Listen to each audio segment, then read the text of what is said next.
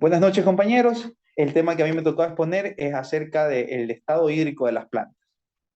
Antes de comenzar la exposición, tenemos que tener en cuenta y saber qué es el estado hídrico de las plantas.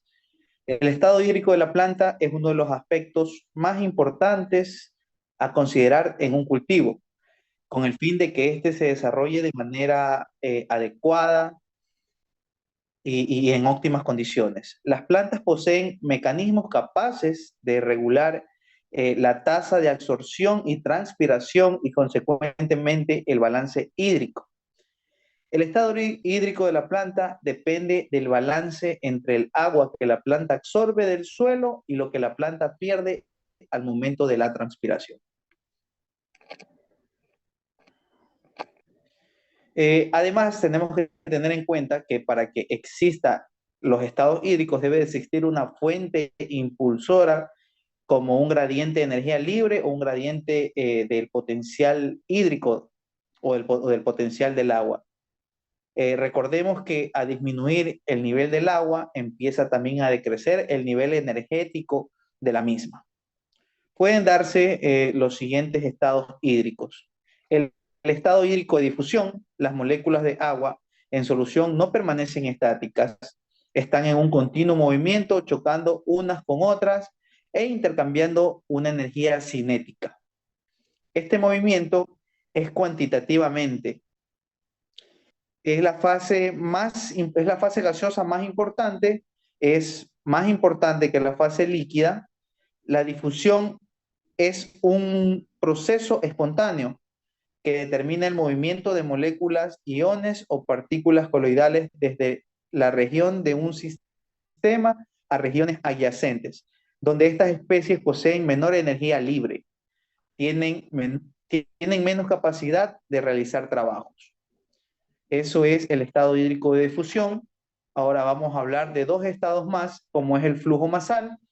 Se dice que hay un flujo masal cuando todas las moléculas que componen la masa de agua, incluyendo las sustancias disueltas en ellas, se mueven simultáneamente bajo una misma dirección. Estrictamente, el componente direccional dependiente del flujo masal es muy superior a aquellos que dependen del movimiento aleatorio de las moléculas y al componente difusional que pudiera existir. También viene el estado hídrico de mezclado turbulento, es decir, que el movimiento de vapor de agua desde las inmediaciones de la hoja hasta la atmósfera que se halla sobre el cultivo se produce fundamentalmente por mezclado turbulento.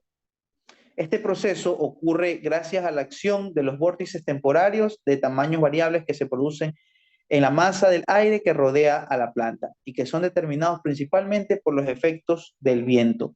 Esto se llama una convección forzada. Estos son los tres estados hídricos. Ahora vamos a hablar acerca de la medida del potencial hídrico. Pero antes de eso tenemos que saber qué es el potencial hídrico. El potencial hídrico es la cantidad de agua presente en un sistema, o sea, dentro de la planta. Es una medida útil del estado hídrico de la planta, pero no permite determinar el sentido de los intercambios entre las distintas partes de una planta, ni entre el suelo y la planta. El agua en estado líquido es un fluido cuyas moléculas se hallan en constante movimiento. La movilidad de estas moléculas dependerá de su energía libre, es decir, la fracción de la energía total que puede transformarse en trabajo.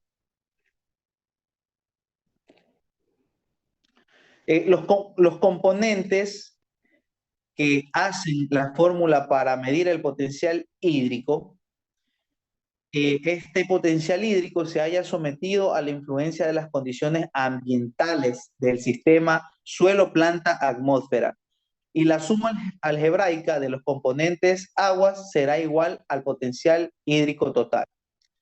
El potencial hídrico total se denominará menos YW. Menos YW es igual a YP, que es el, que es el potencial de pared, menos el potencial osmótico, menos el potencial matricial. Esos son los componentes de la suma algebraica para poder determinar el potencial hídrico de las plantas. Los componentes del potencial hídrico los describiré ahora. Potencial de pared o turgencia, o también conocido como depresión, se lo va a denominar con el signo positivo. Este expresa la relación de pared a la entrada de agua, es decir, que representa la presión que ejerce la pared sobre el citoplasma, cuyo volumen depende del contenido de agua celular. Aumenta la energía libre del agua celular, por ello se le da un valor positivo. Cuando ingresa agua a la vacuola, esta aumenta el volumen y la célula se vuelve turgente. En esta condición, la pared celular es una estructura rígida, ejerce presión hacia el interior celular, resistiéndose al ingreso del agua. Como podemos observar aquí, en esta imagen tenemos la turgencia, la célula hinchada o una célula turgente. Cuando la célula se encuentra en un estado avanzado de deshidratación, la membrana plasmática se prepara de la pared celular, dejando solo algunos puntos de unión. Este estado se conoce como plasmosis. Por lo tanto, bajo esta circunstancia, los valores del potencial turgente o de presión se reducen y la causa del descenso del potencial hídrico a nivel foliar, de esta manera se transmite dicha tensión hacia las raíces y desencadena la absorción pasiva. Vemos aquí la plasmosis, el citoplasma se retrae a diferencia de la turgencia y en ese momento ocurre la plasmosis. Potencial osmótico o soluto.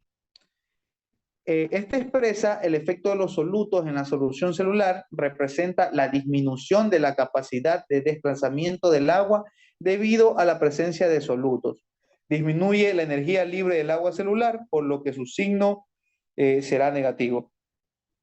A medida que la concentración del soluto aumenta, el potencial osmótico se hace más negativo sin la presencia de otros factores que alteren el potencial hídrico. Las moléculas de agua de las disoluciones se moverán desde lugares con poca concentración de solutos a lugares con mayor concentración de solutos. Los solutos pueden ser de diferentes naturaleza química. Existen solutos inorgánicos como iones de potasio, sodio y cloro o cloro, aunque es más común encontrarse con compuestos orgánicos simples como ácidos aspartato o malato, aminoácidos, azúcares simples, alcoholes y compuestos cuaternarios de amonio. La acumulación de estos solutos en la raíz produce el descenso del potencial hídrico, estableciendo el gradiente necesario con el suelo para permitir la absorción de agua. La acumulación de solutos orgánicos o la incorporación de iones requiere el gasto de energía metabólica, una absorción activa. Este mecanismo resulta de gran importancia para la tolerancia de las plantas a condiciones de estrés abiótico, como las sequías o la salinidad en los suelos. Ahí estamos viendo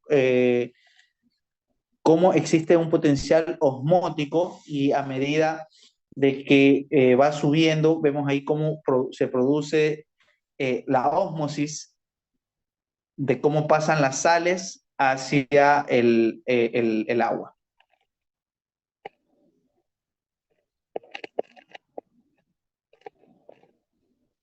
Potencial mátrico o matricial. Expresa la retención de moléculas por aguas, el agua por coloides celulares. ¿Cómo disminuye la energía libre del agua? Su valor es negativo. La matriz coloidal de la célula está compuesta por macromoléculas. Es el caso de la mayoría de las células. La matriz coloidal se compone únicamente de proteínas citosólicas, mientras que en células especializadas en el almacenamiento de sustancias de reserva, como las células de endosperma en las semillas. Esta suma el efecto de las moléculas de almidón que forman gránulos. Cuando ingresa agua a las células rápidamente, el potencial mátrico se vuelve cero y deja de tener relevancia en los cambios del potencial hídrico.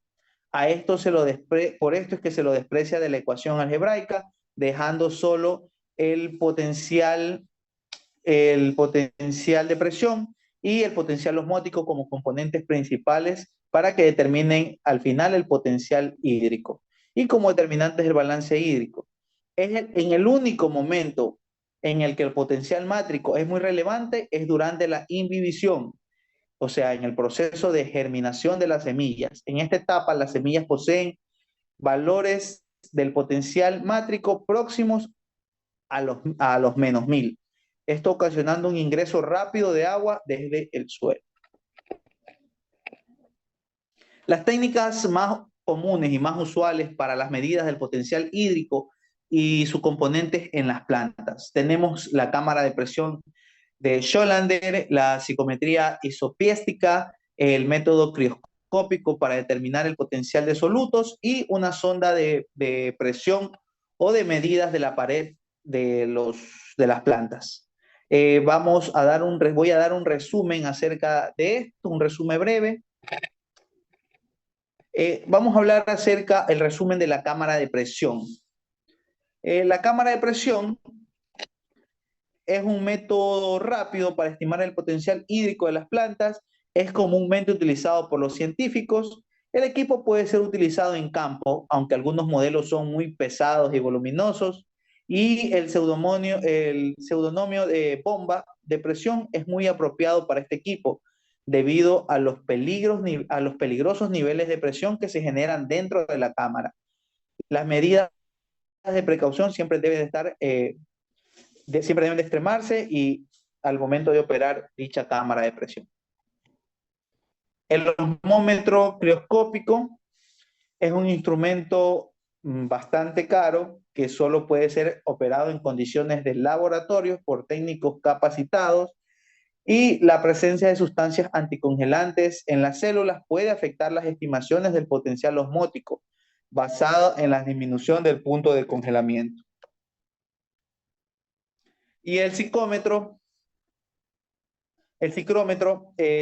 puede ser usado para estimar el potencial hídrico de segmentos de tejidos vegetales intactos y de soluciones. El equipo es muy sensible a los cambios de temperatura y debe ser bajo condiciones controladas, constantes, dentro de un laboratorio con profesionales calificados. Eso sería acerca de mi tema de exposición, compañeros, y a continuación la compañera continúa con sus diapositivas. Muchas gracias.